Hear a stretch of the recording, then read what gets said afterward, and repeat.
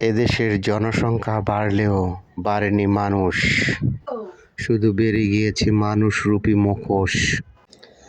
তাই আমি বৃষ্টিতে হাঁটতে ভালোবাসি, কারণ সেখানে চোখের জল আর বৃষ্টির জল আলাদা করে বোঝা যায় না।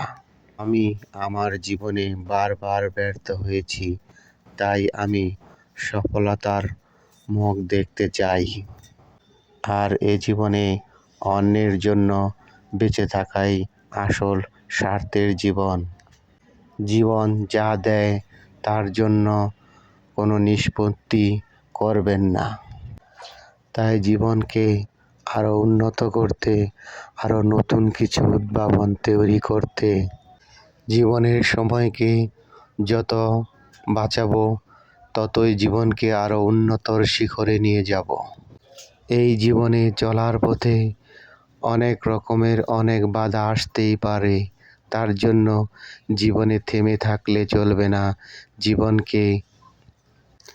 তাই যেখানে বাধা আসবে সেখান থেকেই আরও দ্বিগুণ উৎসাহে আরও দ্বিগুণভাবে শুরু করতে হবে, নতুনভাবে, নতুন দিকে।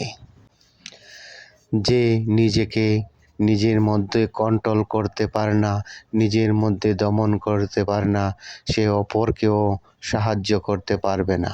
তাই নিজেকে নিজের বিপদ থেকে দমন করে স্থির রেখে আবার নতুন উদ্যমে শুরু করতে হবে।